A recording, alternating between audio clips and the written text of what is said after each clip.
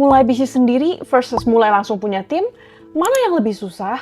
Jawabannya, dua-duanya susah, tapi susahnya itu beda dan ini bedanya. Bisnisku yang Lady Boss Project, itu aku mulai dari nol sendirian dan pelan-pelan baru mulai hire tim.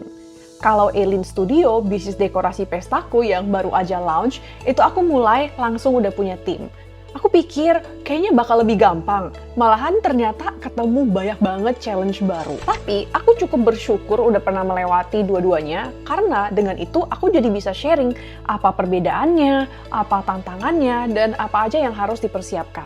Nah, kita mulai dari yang paling obvious dulu ya, yaitu modal awal. Kalau kamu bisnis mulai semuanya sendiri, versus kalau kamu mulai udah langsung punya tim, modal awal yang kamu butuhkan aja udah beda. Kalau kamu mulai bisnis sendirian, sebenarnya kamu bisa mulai dengan modal yang seminim mungkin, yang penting jalanin dulu aja gitu. Of course ya, tergantung kamu jualannya apa ya. Nah, tapi intinya, kalau misalnya kamu mulai sendiri, kalau cuan ya syukur gitu, tapi kalau misalnya amit-amit, boncos gitu, ya parah-parahnya paling kamu nggak dapet duit. Tapi jujur, aku bakal tetap saranin untuk kamu punya tabungan minimum 6 bulan biaya hidup atau kamu masih punya sumber income lain, kayak gitu. Biar tujuannya kalau misalnya amit-amit bisnis kamu di awal-awal masih belum menghasilkan, ya kamu nggak sampai panik gitu, dan at least biaya hidup kamu tuh masih ketutup. Tapi kalau kamu mulainya langsung udah punya tim, berarti begitu kamu mulai, kamu udah langsung memiliki tambahan biaya operasional yang fixed, yaitu gaji karyawan. Artinya, mau bisnis kamu omsetnya itu 0 rupiah, atau 100 juta, atau bahkan 1 miliar gitu, nah, kamu tetap harus tanggung jawab bayar gaji mereka. Iya, dan kita realistis aja gitu, yang namanya bisnis baru mulai, masa langsung bisa cuan luber gitu kan? Nah, daripada kita panik, lebih baik kita jaga-jaga dulu gitu untuk skenario terburuk kan. Nah, jadi kalau misalnya bisnis sendiri itu kamu bisa mulai dengan minimum memiliki tabungan 6 bulan biaya hidup, kalau misalnya kamu mulai langsung punya tim, kamu perlu tambahan modal kerja yang cukup untuk membayar gaji mereka. Bisnismu butuh modal awalnya berapa? Nah, ini tergantung ya, tapi kalau menurut aku sih, kalau bisa 6 bulan biaya operasional, termasuk gaji karyawan gitu. Nah, tapi kalau 6 bulan biaya operasional itu tidak memungkinkan, paling minimum banget ya 3 bulan gitu. Next, kalau kita bahas keuangan, pasti kita harus bahas gaji. Kalau kamu bisnisnya itu mulai sendiri, gaji yang bisnismu perlu bayar adalah ya gaji kamu atau gaji business owner gitu.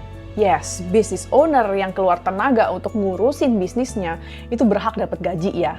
Dan gajinya berapa juga bisa kamu tentukan sendiri gitu. Dan actually aku udah pernah bikin video sih untuk cara menentukan gaji owner. Tapi di video kali ini aku nggak bakal bahas terlalu dalam. Tapi ya intinya kalau kamu mulai bisnis sendirian, bisnis kamu hanya perlu siap-siap untuk bayar gaji owner gitu.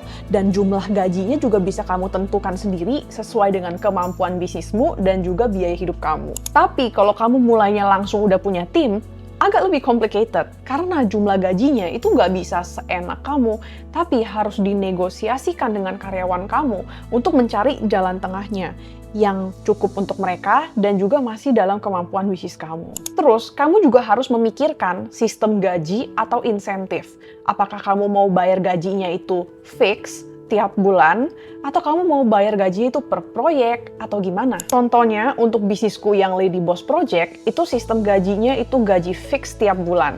Biar gampang hitungnya dan biar nggak repot juga sih gitu. Dan juga karena sistem kerjanya Lady Boss Project itu full WFH, jadi ya lebih gampang aja gitu. Nah, tapi untuk bisnisku yang Elin Studio, itu sistem gajinya itu campuran. Jadi ada gaji pokok, plus ada insentif per events. Nah, kenapa begini? Karena Elin Studio itu sistem kerjanya itu hybrid, jadi memang mayoritas itu WFH. Tapi kadang-kadang kalau misalnya lagi ada events gitu, nah semua tim itu wajib hadir untuk support eventsnya.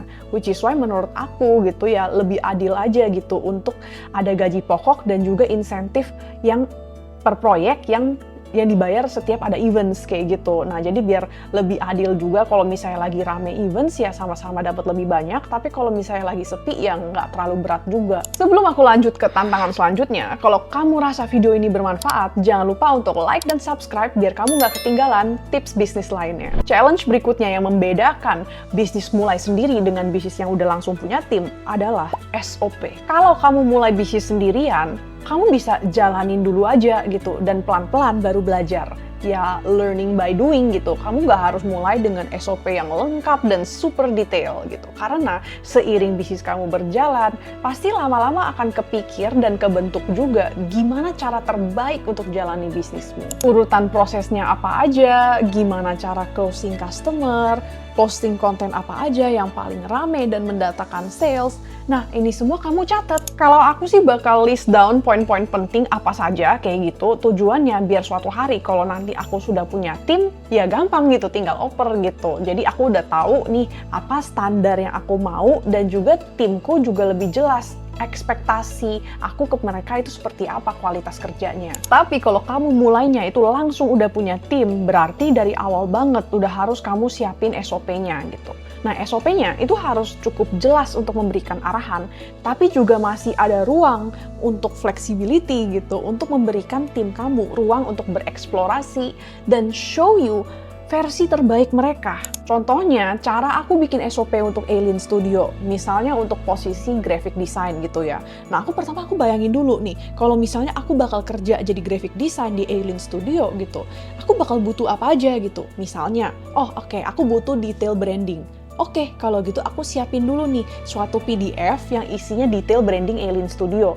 Ya dari warna, logo, mood board, font yang dipakai apa aja gitu.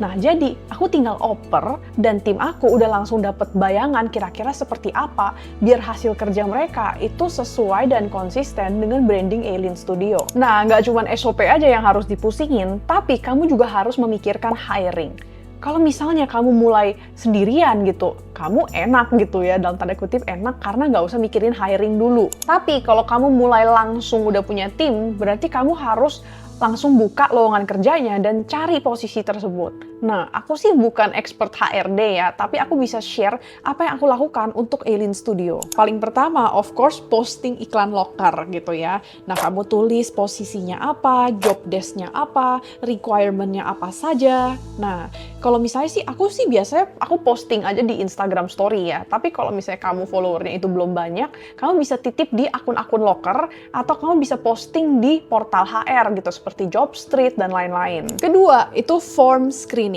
Nah, biasanya kandidat akan aku arahkan untuk kirim lamaran kerja mereka ke email bisnis. Dan di situ aku bakal lihat CV-CV mana yang menurut aku kira-kira bakal cocok dan kayaknya oke gitu. Bakal aku bales dengan email yang isinya itu link Google Forms yang isinya itu kuesioner screening. Tujuannya sih biar kamu bisa mendapatkan informasi-informasi penting tanpa harus capek-capek melewati terlalu banyak interview.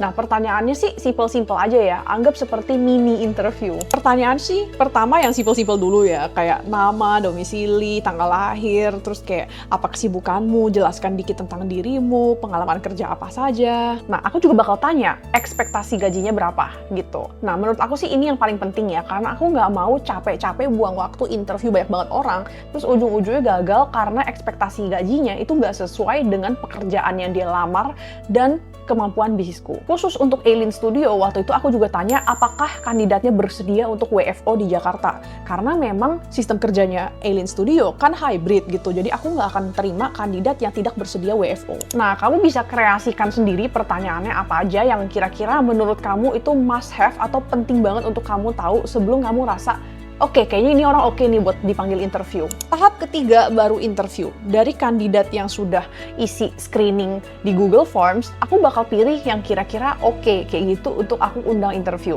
Nah, sebenarnya semua informasi penting udah aku dapatkan di form screening gitu.